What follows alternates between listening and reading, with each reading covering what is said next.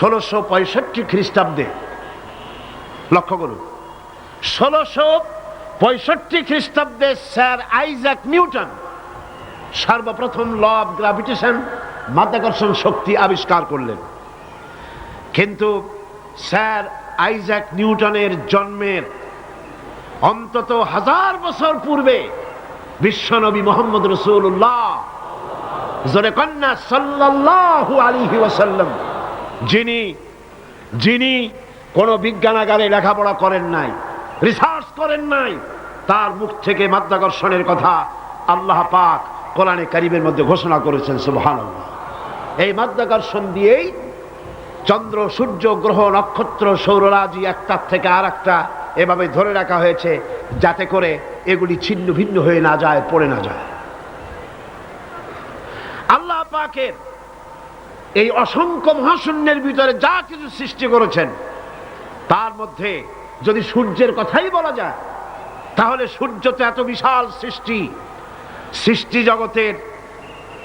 এই সূর্যটা একটা নক্ষত্র, সূর্য একটি নক্ষত্র, কিন্তু এই সূর্য অন্তত 3 কোটি, যে সূর্য পৃথিবীর চাইতে 13 লক্ষ গুণ বড়, এই রকমের সূর্যকে 3 কোটি সূর্য খেয়ে হজম করতে পারে এমন তারকা রয়েছে গ্যালাক্সির ভিতরে, একটা না, দুইটা না, হাজার হাজার। সুবহানাল্লাহ বলতে ইচ্ছে করলো না?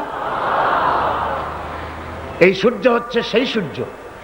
পৃথিবীর বুকে মানব সভ্যতা বিকাশের জন্য আজ পর্যন্ত মানব গোষ্ঠী যত এনার্জি ব্যয় করেছে, সূর্য তার চারদিকে প্রতি সেকেন্ডে সেই এনার্জি খরচ করছে, প্রতি সেকেন্ডে।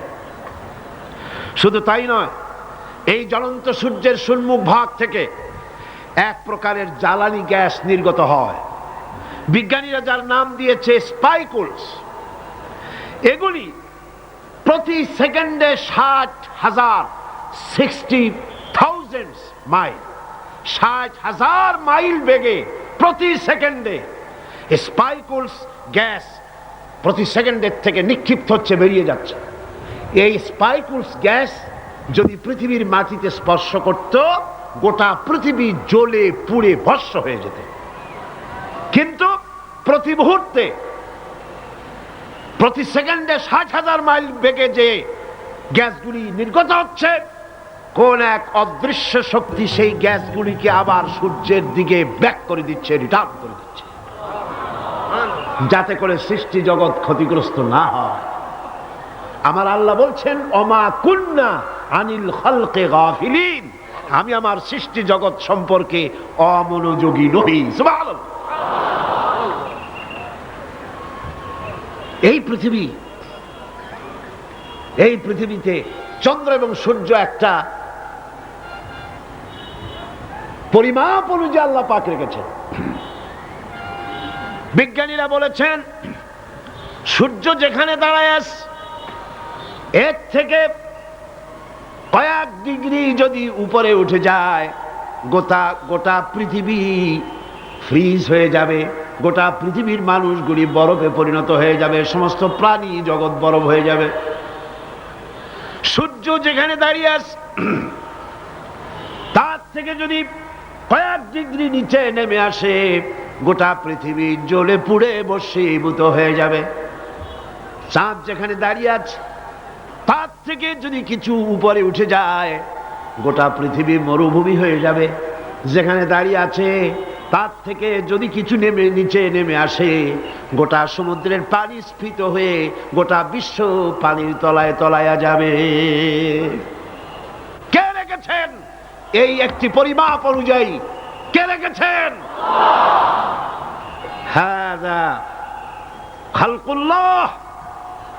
এটাই হচ্ছে আল্লাহ পাকের সৃষ্টি। এই সৃষ্টিটা কার? সুতরাং সে আল্লাহ রাব্বুল আলামিন সূর্যকে, সূর্যের আল্ট্রাভায়োলেট রে, এর অতি বেগুনি রশ্মি, যাতে করে পৃথিবীর মাটি স্পর্শ করতে না পারে, সেজন্য ওজোন স্তর, ওজোন লেয়ার দিয়েছে। ওজোন লেয়ার, এই লেয়ার আছে বলেই আল্ট্রাভায়োলেট রে পৃথিবীর মাটিতে আসে না। এটি আল্লাহ পাক গোটা পৃথিবীর সৃষ্টি জগৎকে রক্ষার জন্য এই ব্যবস্থা করেছেন, কিন্তু সেই ওজোন স্তরে ফাটল ধরেছে। কারণ হচ্ছে আমরা এনভায়রনমেন্ট নষ্ট করেছি, পরিবেশ দূষিত করেছি। পরিবেশ নষ্ট করেছে কারা করেছে? এই মানুষেরা। এই আপনারাই পাহাড় কেটেছেন। আল্লাহ পাক বলছেন আমি পাহাড় দিয়েছি যাতে করে পৃথিবী তোমাদেরকে নিয়ে হেলাদোলা করতে না পারে। পাহাড় গুলোকে গেড়ে দিয়েছি। আমরা পাহাড় কেটেছি, আমরা গাছ কেটেছি, সমানে গাছ কাটা হচ্ছে। রাসূল করিম সাল্লাল্লাহু আলাইহি ওয়াসাল্লাম বলেছেন গাছ লাগানো সদকার মতো সওয়াব মিলবে। সুবহানাল্লাহ। পরিবেশ আমরাই নষ্ট করেছি। ওয়ামা আসাবাকুম মিন মুসিবাতিন ফাবিমা কাসাবাত আইদিকুম। আল্লাহ পাক বলেন তোমাদের উপরে যত বিপদ আসে সমস্ত বিপদগুলি তোমাদের দুহাতের কামাই করা, তোমরা যা কামাই করো সেটাই তোমাদের কাছে ফিরে আসে। আল্লাহর নবী বলেছেন গাছ কাটা তো দূরের কথা, গাছের পাতাও ছিল না। প্রয়োজনে গাছটা তো কাটতে পারো, বিনা প্রয়োজনে গাছের পাতাও ছিঁড়বে না, কারণ গাছের পাতাগুলি আল্লাহ রাব্বুল আলামিনের জিকির করে। ইউসাব্বিহু লিল্লাহি মা ফিস সামাওয়াতি ওয়া মা ফিল আরদ। আকাশে যা কিছু আছে, জমিনে যা কিছু আছে, সবকিছুই আল্লাহ পাকের তাসবিহ পড়তেছে, আল্লাহর জিকির করছে। বলেন সুবহানাল্লাহ। গাছ মানুষের বন্ধু। অক্সিজেন থেকে, বাতাস থেকে আমরা অক্সিজেন গ্রহণ করি, আর অক্সিজেন গ্রহণ করে যখন ছাড়ি সেটাকে কি করে ছাড়ি? কার্বন ডাই অক্সাইড করে ছাড়ি। এটা বিষ। এই যে মাহফিলে আপনারা বসে আছেন, গোটা পরিবেশকে আমরা কার্বন ডাই অক্সাইড ছেড়ে দূষিত করে ফেলেছি। দুনিয়ার কোন গভর্নমেন্টের কাছে এর কোন ফ্যাক্টরি আছে এটাকে রিফাইন করার জন্য, এটাকে ক্লিন করার জন্য আছে? গাছগুলি আল্লাহ রাব্বুল আলামিন প্রাণী জগতের এমন বন্ধু বানায় দিলেন, আমাদের জন্য যেটা বিষ গাছের জন্য সেটা খাদ্য। আমরা কার্বন ডাই অক্সাইড করে অক্সিজেনকে নিয়ে, পবিত্র অক্সিজেন নিয়ে কার্বন ডাই অক্সাইড করে ছেড়ে দিলাম, গাছ ওটাকে খাদ্য হিসেবে গ্রহণ করে নিল। গাছের পাতার যে সবুজ রং আর সূর্যের তাপ, সূর্যের উত্তাপ আর গাছের পাতার সবুজ রং দুটিতে মিলে এক প্রকারের রন্ধন ক্রিয়ার মধ্য দিয়ে ওই কার্বন ডাই অক্সাইডকে গাছ প্রতি মুহূর্তে অক্সিজেন বাড়াইয়া ছেড়ে দিতেছে। এগুলি আল্লাহর সৃষ্টি। এ কার সৃষ্টি? আল্লাহ পাকের সৃষ্টি। তিনি এগুলিকে সৃষ্টি করে গোটা মানব জাতির জন্য কল্যাণ করেছেন। হাদা খালকুল্লাহ, এটা হচ্ছে তোমার আল্লাহর সৃষ্টি। ফারুনি মাযা খালাকাল্লাযীনা মিন দুনি। এখন দেখাও তো দেখি অন্যরা কি সৃষ্টি করেছে। বিজ্ঞানের খুবই প্রশংসা আমরা করি, বিজ্ঞানের প্রশংসা করতে তো কোনো ক্ষতি নাই, কিন্তু বিজ্ঞানীরা কি করেছে? বিজ্ঞান তো অ্যাসেম্বল করেছে, বিভিন্ন জিনিস এনে এক জায়গায় জোড়াতালি দিয়ে একটা জিনিস তৈরি করেছে, কিন্তু মূল জিনিস কার? চিল্লা এখন কার? সারা পৃথিবীর বিজ্ঞানীরা একত্রিত হয়ে তারা কি পারবে একটা চাউল বানাতে? পারবে? একটা মুরগির ডিম বানাতে পারবে? পারবে না। যা কিছু বানাতে হবে তার পেছনে আল্লাহ রাব্বুল আলামিনের তৈরি করা জিনিস না হলে কিছুই বানাইতে পারবে না। তাওহীদের কথা বলতে গিয়ে, আল্লাহ তার নিজের সৃষ্টির কথা বলতে গিয়ে কোরআনে কারীমের ভিতরে অসংখ্য যুক্তি তিনি এনেছেন। আল্লাহ পাক তিনি মানুষের উপরে ওয়ামাল্লাহু বিযাল্লামিল লিল আবিদ, তিনি মানুষের উপরে, বান্দার উপরে কখনো জুলুম করেন না, কোন জিনিস চাপায় দেন না। যুক্তি দিয়ে তিনি মানুষকে বুঝাচ্ছেন, আম্মান খালাকাস সামাওয়াতি ওয়াল আরদা ওয়া আনজালা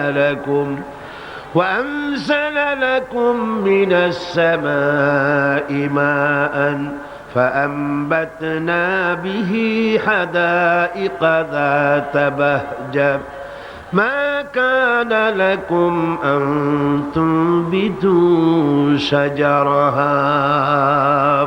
আল্লাহ এই সমস্ত কথা থেকে তিনি পবিত্র।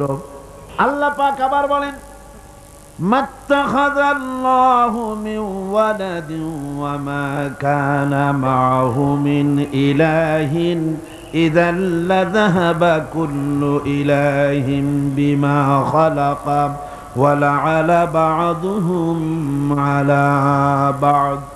আল্লাহ পাক বলেন, আল্লাহ কাউকে নিজের সন্তান বানান নাই, তার কোনো সন্তান নাই, আর তার কোনো ইলাহ, তার কোনো শরীক নাই। এরপরে যদি আরো কোনো শরীক থাকতো তাহলে তারা তাদের সৃষ্টি নিয়ে আলাদা হয়ে যেত। একাধিক আল্লাহ যদি হতো, একাধিক ইলাহ যদি হতো, তাহলে সূর্য যার আছে সে সূর্য নিয়ে একদিকে যেত, আর একজনে চন্দ্র নিয়ে যাইতো, আর একজনে জমিন নিয়ে যেত, আর একজনে আবার আকাশ নিয়ে যেত। এরকম এক খোদা আর এক খোদার উপরে চড়াও হতো। যেমন রাশিয়া চড়াও হয়েছে চেচনিয়ার উপরে, আবার সার্বিয়রা চড়াও হয়েছে বসনিয়ার উপরে। এমনি করে এক রাষ্ট্র আর এক রাষ্ট্রের উপরে যেমন চড়াও হয়, এক খোদা আর এক খোদার উপরে গিয়ে চড়াও হতো। আল্লাহ পাক বলেন, আকাশ এবং জমিনে এক আল্লাহ, এই এক আল্লাহ ছাড়া আর কেউ নাই। এই তাওহীদের বীজ সব মানুষের হৃদয়ের ভিতরে বপন করে দেওয়া আছে। প্রত্যেক মানুষের অন্তরের ভিতরে, মনের গহীনের ভিতরে এই তাওহীদের বীজ বপন করা আছে। যদি সে নাস্তিক হয়, তুফানের ভিতরে যখন পড়ে, ঝড়ের ভিতরে যখন পড়ে, ঢেউয়ের মধ্যে যখন পড়ে যায়, আল্লাহ বলেন, দাল্লা মান তাদউনা ইল্লা ইয়াহু, তখন আমি আল্লাহ ছাড়া সকলকে ভুলে যাই। বিপদে যখন পড়ে তখন আল্লাহর নাম খুব তখন স্মরণে এসে যায়। মহান আল্লাহ পাক বলছেন, আকাশে এবং জমিনে সব জায়গায় এক আল্লাহ, তার এই তাওহীদের উপরে বিশ্বাস স্থাপন করতে হবে।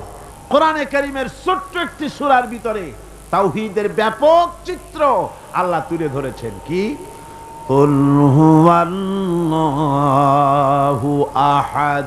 সবাই পড়েন, কুল হুয়াল্লাহু আহাদ আল্লাহুস সামাদ লাম ইয়ালিদ ওয়া লাম ইউলাদ ওয়া লাম ইয়াকুল লাহু কুফুয়ান আহাদ। আল্লাহ পাক বলেন, নবী আপনি বলেন, আল্লাহ এক এবং একক, তিনি নিরঙ্কুশ, তিনি বেনিয়াজ, তিনি কারো মুখাপেক্ষী নন, তাকে কেউ জন্ম দেয় নাই, তিনিও কাউকে জন্ম দেন নাই। আকাশ আর জমিনে আল্লাহ রব্বুল আলামিনের সমকক্ষ কেউ নাই। জোরে বলেন সুবহানাল্লাহ। যুগে যুগে মানুষেরা আল্লাহর ছেলে পেলে বানিয়েছে, নাউজুবিল্লাহ। কেউ বলেছে ফেরেশতারা আল্লাহর মেয়ে, কেউ বলেছে ঈসা আলাইহিস সালাম আল্লাহর ছেলে, নাউজুবিল্লাহ। আল্লাহ পাক বলেন, বাদিউস সামাওয়াতি ওয়াল আরদ আন্না ইয়াকুনু লাহু ওয়ালাদুন ওয়া লাম তাকুন লাহু সাহিবাতুন ওয়া খালাকা কুল্লা শাই। আকাশ এবং জমিনের উদ্ভাবক, স্রষ্টা হচ্ছেন আল্লাহ সুবহানাহু ওয়া তাআলা। আকাশ আর জমিন তো তিনি সৃষ্টি করেছেন। কোত্থেকে তার জীবন, তার ছেলে আসবে কোত্থেকে, মেয়ে আসবে কোত্থেকে, যখন তার কোনো জীবন সঙ্গিনী নাই? বরং তিনি সব সৃষ্টি করেছেন। আকাশ জমিন যা তোমরা দেখতে পাও সব তিনি সৃষ্টি করেছেন। এই চিত্র আরো সুন্দর করে তাওহীদের এই চিত্র আরো ফুটে উঠেছে আয়াতুল কুরসির ভিতরে। আপনারা নামাজ পড়ে জামার বোতাম খুলে বুকের উপরে যে বড় করে একটা ফু দেন নামাজের পরে, দেন না? ওইটা কোন আয়াত? আয়াতুল কুরসি। এই যে আয়াতুল কুরসি পড়ে ফু দেন, এতে কিন্তু কোনো গুনাহ নাই, অনেক সওয়াব। সুবহানাল্লাহ পড়ে। আয়াতুল কুরসি সম্পর্কে হাদিসে এসেছে, প্রত্যেক নামাজের পরে যদি কেউ আয়াতুল কুরসি পড়ে, একবার করে পড়ে, কিয়ামতের দিন আল্লাহ রব্বুল আলামিনের ওই ব্যক্তি সম্পর্কে দায়িত্ব হবে, লোকটাকে রব্বুল আলামিন জান্নাত দিয়ে দিবেন। তবে এরকম নয় যে আয়াতুল কুরসি পড়লেন আর আপনি যদি ব্যবসায়ী হন, ওজনে কম দেন, খাদ্যে ভেজাল দেন, মদ খান, কন্ট্রাক্টারি করলে পরে রাস্তার ইট সিমেন্ট পাথর সব খাইয়া ফেলেন, শয়তানি বদমাশি করেন, জুলুম করেন, আর আয়াতুল কুরসি পড়ে বেহেশতে যাবেন। বেহেশত আপনার মামু বাড়ি না যে যাইই অমনি সবরি কলা পাবেন। সহজ ব্যাপার না। আয়াতুল কুরসি পড়লে নামাজের পরে আল্লাহ জান্নাত দিয়ে দিবেন। কেন দিবেন? আয়াতুল কুরসি পড়তে হবে, বুঝতে হবে যে এর মধ্যে কি কথা আছে এবং সেই অনুযায়ী জীবন করতে হবে। আল্লাহ রাব্বুল আলামিন আয়াতুল কুরসির ভিতরে তার পরিচয় সুন্দর করে তুলে ধরেছেন, সার্বভৌমত্বের কথা তুলে ধরেছেন। আল্লাহু লা ইলাহা ইল্লা হুয়াল হাইয়ুল কাইয়্যুম। পড়েন না মহব্বতের সাথে, আল্লাহু লা ইলাহা ইল্লা হুয়াল হাইয়ুল কাইয়্যুম। আল্লাহ হচ্ছেন তিনি যিনি ছাড়া কোনো ইলাহা নাই, আইনদাতা নাই, বিধানদাতা নাই, শাসনকর্তা নাই, হায়াত ও মওতের মালিকও কেউ নাই। লা তাখুযুহু সিনাতুন ওয়ালা নাওম। নিদ্রা, ঘুম তাকে স্পর্শ করতে পারে না। সুবহানাল্লাহ। ঘুম নাই, তন্দ্রা নাই। লাহু মা ফিস সামাওয়াতি ওয়া মা ফিল আরদ। আকাশও তার, জমিনও তার। আকাশ কার? চিল্লায় কোন আকাশ কার? জমিন কার? আমরা যে জমিনে সেজদা দেই, এই সেজদা কি মাটিরে দেই? কারে দেই? আল্লাহরে দেই। আল্লাহর জমিনের উপরে সেজদাটা আল্লাহরে দেই। মাথাটা নত হয় কার সামনে? আল্লাহর সামনে। মান যাল্লাযী ইয়াশফাউ ইনদাহু ইল্লা বিইযনিহি। কে আছে এমন তার সামনে তার বিনা অনুমতিতে সুপারিশ করতে পারে এমন ক্ষমতা আকাশেও কারো নাই, জমিনেও কারো নাই। জোরে বলেন সুবহানাল্লাহ। বিনা অনুমতিতে আল্লাহর সামনে মুখ খোলার ক্ষমতা কারো নাই। সুবহানাল্লাহ। অনেকে চিন্তা করে দুই হুজুরের কাছে মুরিদ হইছি, খুব খুশি। দুই হুজুরের কাছে মুরিদ হইছি, কি উদ্দেশ্যে? কয় যে দুইজনে দুই হাত ধরিয়া কিয়ামতের দিন এরকম মারিয়ে দেবে আর আমি বেহেশতের মধ্যে ঢুকে দেব। আশ্চর্য কথা, এত সহজ, এত সহজ। যার কাছে মুরিদ হয়েছ তার অবস্থা কিয়ামতে কি হয় তাই দেখো। অবশ্য হক্কানি ওলিদের কথা আলাদা। আমি হক্কানি ওলি, হক্কানি পীরদের সমালোচনা কখনো করি না। করেছি কোনোদিন? করেছি কোনোদিন? বাতিলদেরকে চিনতে হবে যারা ব্যবসা করে, পীর মুরিদি ব্যবসা বানাইয়া কমার্শিয়াল সার্ভিস।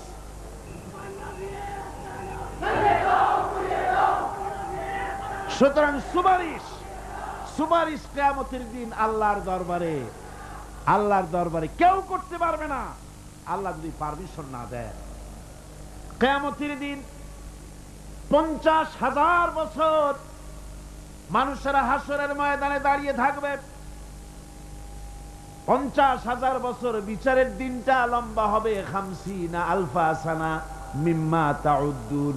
এই পৃথিবীতে তোমাদের গণনা মতে 50,000 বছর যত বড় লম্বা, কিয়ামতের বিচারের দিনটা হবে অত বড় লম্বা।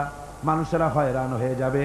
মানুষের মাথার চান্দি, গুনাহগারের মাথার চান্দি ফেটে গিয়া মগজগুলি গলে গলে পড়তে লাগবে। জিহ্বাটা ঝুলে কুকুরের মতো নাভিস্থল পর্যন্ত পড়ে যাবে। সারা ময়দানে পানি পানি বলে চিৎকার হতে থাকবে।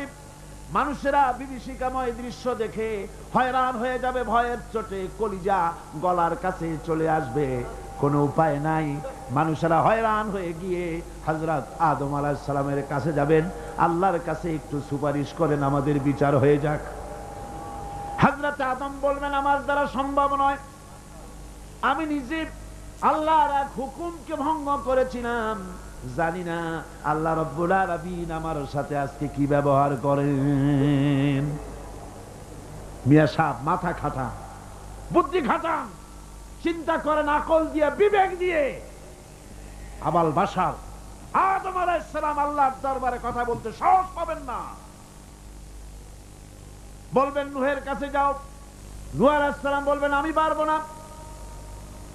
ইব্রাহিমের কাছে চলে যাও, ইব্রাহিম আলাইহিস সালাম বলবেন আমিও পারবো না। সকলে এক এক অজুহাত দিবেন। বলবেন যাও মুসা আলাইহিস সালামের কাছে, তিনি বলবেন আমিও পারবো না। যাও ঈসা আলাইহিস সালামের কাছে, হযরত ঈসা বলবেন আমি তো পারবোই না, কারণ গোটা পৃথিবীর শত শত কোটি নাসারা আমারে আল্লাহর ছেলে বলেছে, আমি তো তাদেরকে কথা বলতে পারি নাই, জানি না আদি হাসরের ময়দানে আল্লাহ রব্বুল আলামিন আমার সাথে কি ব্যবহার করেন। তবে আমি একটা পরামর্শ দিতে পারি, আল্লাহ রাব্বুল আলামিনের দরবারে আজকে কেবল কথা বলতে পারবেন বিশ্ব নবী জনাবে মুহাম্মদুর রাসূলুল্লাহ সাল্লাল্লাহু আলাইহি ওয়াসাল্লাম। হাসরবাসীরা তার কাছে যাবেন, নবীজি মাকামে মাহমুদে আল্লাহর দরবারে সেজদায় পড়ে যাবেন। এই সেজদায় কত কাল চলে যাবে আল্লাহ পাক ভালো জানেন। সেজদায় পড়ে শুধু কাঁদতেই থাকবেন। রব্বুল আলামিন বলবেন, হাবিব মাথা উঠান, আপনার দরখাস্ত আমি আল্লাহ রব্বুল আলামিন মঞ্জুর করে নেব। সুবহানাল্লাহ বিহামদিহি। আমার ভাইয়েরা, ওই আল্লাহ রব্বুল আলামিন বলেন, কিয়ামতের দিন, কিয়ামতের দিন, কিয়ামতের দিন আমার সামনে আমার বিনা অনুমতিতে কেউ কথাও বলতে পারবে না। ইয়ালামু মা বাইনা আইদিহিম ওয়া মা খালফাহুম। মানুষের অগ্র পশ্চাৎ কেউ জানে না, মানুষের আগের পাশের সবকিছু খবর আমি আল্লাহ রব্বুল আলামিনের কাছে আছে, সব আমি জানি। ওয়ালা ইউহিতুনা বিশাইইন মিন ইলমিহি ইল্লা বিমা শাআ। আর আল্লাহর জ্ঞাত বিষয় সমূহের ভিতরে কোন জিনিসই লোকদের জ্ঞানের আওতায় আসতে পারবে না। অবশ্য আল্লাহ যদি কিছু নিজের জ্ঞান থেকে কাউকে জানাতে চান, সেটা স্বতন্ত্র কথা। ওয়াসিআ কুরসিয়ুহুস সামাওয়াতি ওয়াল আরদ। তার সাম্রাজ্য সমগ্র আকাশ জমিন, আকাশ মণ্ডল জমিন নিয়ে বিশাল সাম্রাজ্যের একচ্ছত্র অধিপতি। কেউ তার মোকাবেলায় নাই, কেউ তার সমকক্ষ নাই। চিল্লায় কোন সুবহানাল্লাহ। ওয়ালা ইয়াউদুহু হিফযুহুমা ওয়া হুয়াল আলিয়্যুল আযীম। এসব কিছু রক্ষণাবেক্ষণ করতে গিয়ে আল্লাহ পাককে কখনো দুর্বল করে দেয় না, অক্ষম করে দেয় না। আল্লাহ ক্লান্ত হন না, তিনি সর্বজয়ী, সর্বজ্ঞ। সুবহানাল্লাহি বিহামদিহি। জোরে কোন সুবহানাল্লাহি বিহামদিহি। এবার আল্লাহ রাব্বুল আলামিন চোখে দেখা জিনিসগুলি বলতেছেন, বান্দা আমার তাওহীদ দেখতে চাও, চোখে দেখা জিনিসগুলির ভিতরে তাকিয়ে দেখো, আমার তাওহীদ বিরাজ করছে। আল্লাহ পাক বলেন, আম্মান খালাকাস সামাওয়াতি ওয়াল আরদা ওয়া আনজালা লাকুম মিনাস সামাই মা। কে আছে এমন? তিনি কে যিনি আসমান থেকে পানি বর্ষণ করেন, তিনি যিনি সৃষ্টি করেন এবং তোমাদের খাবারের জন্য, জমিনের ফসলের জন্য আকাশ থেকে বৃষ্টি বর্ষণ করেন। কে? তিনি কে? আল্লাহ ছাড়া। এবং ওই বৃষ্টির পানি দিয়ে জমিন থেকে ফসল উদ্গত করে দেন। তোমরা কি নিজেরা এই ফসল উদ্গত করতে পারো? তোমরা নিজেরা তো পারো না। আমি আল্লাহ রাব্বুল আলামিন আকাশের পানি দিয়া, বৃষ্টি দিয়া জমিনের ফসলগুলি উদ্গত করে দিয়ে তোমাদের খাবারের বন্দোবস্ত করি। আইলাহুম মাআল্লাহি বাল হুম কওমুন ইয়াদিলুন। আমি আল্লাহর সাথে এসব কাজের মধ্যে আল্লাহর সাথে কোনো অংশীদার আছে নাকি কেউ? জোরে বলেন, আছে নাকি কেউ? আল্লাহ আবার বলেন, আম্মান জাআলাল আরদা কারারান ওয়া জাআলা খিলালাহা আনহারা। তিনি কে? যিনি এই জমিনকে বসবাসের উপযোগী করে তৈরি করে দিয়েছেন, স্থিতি করে দিয়েছেন। জমিন হেলে না, দোলে না, নাচে না, তোমার নিয়ে উল্টায়া ফালায় দেয় না। এই স্থিতি করে জমিনকে তৈরি করেছেন। আর জমিনের উপরে নদ নদী প্রবাহিত করে দিয়েছেন তিনি বা কে? তিনি তো একমাত্র আল্লাহ রাব্বুল আলামিন। পাহাড় দিয়া জমিনটাকে, পাহাড় দিয়া এমন ভাবে টাইট করে দিয়েছেন যাতে করে জমিন তোমাকে নিয়ে নড়াচড়া করতে না পারে। আল্লাহ পাক বলেন, আইলাহুম মাআল্লাহি বাল আকসারুহুম লা ইয়ালামুন। এসব কাজে আল্লাহর সহযোগী আছে নাকি কেউ? জোরে বলেন, আছে। সুতরাং তোমাদের অনেকেই এসব কথা বুঝতে পারো না, চিন্তা করো না। তোমাদের সমস্ত বিপদ আপদ মুসিবত সব সময় সব জায়গায় আমার সাহায্য বর্তমান। তাওহীদ ছড়িয়ে আছে পৃথিবীর সর্বত্র, আকাশে, জমিনে, মহাশূন্যে। এই সবগুলি দেখে এর দ্বারা তোমরা হেদায়েত নিতে পারো। ভাইরা আমার, এই তাওহীদে পরিপূর্ণ বিশ্বাস করতে হবে আল্লাহ ছাড়া কেউ নাই, আল্লাহ ছাড়া মালিক নাই, আল্লাহ ছাড়া খালেক নাই, আল্লাহ ছাড়া গাফফার নাই, তিনি ছাড়া জব্বার নাই, তিনি ছাড়া কাহার নাই, তিনি ছাড়া সাত্তার নাই, তিনি ছাড়া মুহাইমিন নাই। তিনি সবকিছুর মালিক, সন্তান দেওয়ারও মালিক, আবার না দেওয়ারও মালিকও তিনি। সন্তান কে দেন? জোরে বলেন, কে দেন? যারে খুশি ছেড়ে দেন, যারে খুশি মেয়ে দেন, যাকে খুশি ছেলেও দেন, মেয়েও দেন, আবার যাকে খুশি কিছুই দেন না। সবকিছুর ক্ষমতা তার। এখন এই তাওহীদের মুমিন ব্যক্তির উপরে তাওহীদের 10টা দাবি আছে, অনেকগুলি দাবি, তার মধ্যে 10টি দাবির কথা আমি আপনাদের সামনে বলবো। কয়টা দাবি? 10টা ইনশাআল্লাহ। 10টি বড় দাবি, অনেকগুলি দাবি আছে মুমিনের প্রতি। ঈমান আনছি এ কথা বললেই হলো না, এ কথা বললেই হলো না। পশ্চিম দিকে সেজদা দিতে দিতে কপালে দাগ ফেললেই হলো না। তাওহীদ বুঝতে হবে, আর ঈমানের দাবি, তাওহীদের দাবি পরিপূর্ণ করতে হবে। সেটা কি?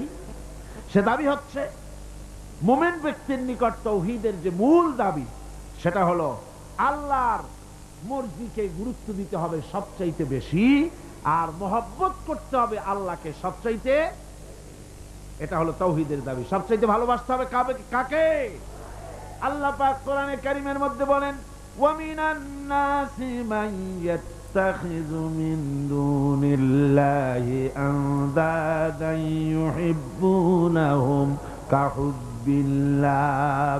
মানুষের ভিতরে এরকম অনেক মানুষ আছে, আল্লাহরে যেভাবে ভালোবাসা উচিত সেভাবে ভালোবাসে না, বরং এত সব কিছু জানার পরে, আল্লাহর এত অবদান পাওয়ার পরে আল্লাহর পরিবর্তে মানুষকে বেশি ভালোবাসে, আল্লাহকে ভালো যতটা বাসা উচিত এরকম বাসে না। সুতরাং মুমিনের প্রথম দাবি হলো, তাওহীদের প্রথম দাবি হচ্ছে আল্লাহর যা করতে হবে আল্লাহকে খুশি করার জন্য। কারে খুশি করার জন্য? যা করব কারে খুশি করার জন্য? আল্লাহকে খুশি করার জন্য। আল্লাহর কথা অনুযায়ী, নবীর কথা অনুযায়ী কাজটি করতে হবে আল্লাহকে খুশি করার জন্য। আর ভালোবাসতে হবে সবচাইতে বেশি, জীবনের চাইতে বেশি কাকে? আল্লাহকে। আল্লাহ সুবহানাহু ওয়া তাআলা, তাকে ভালোবাসতে হবে। এটা হলো আপনার তাওহীদের প্রথম দাবি। তাওহীদের দ্বিতীয় দাবি, আল্লাহ রাব্বুল আলামিনের দরবারে কৃতজ্ঞতা স্বীকার করতে হবে, তার কৃতজ্ঞতা স্বীকারকারী বান্দায় পরিণত হয়ে যেতে হবে।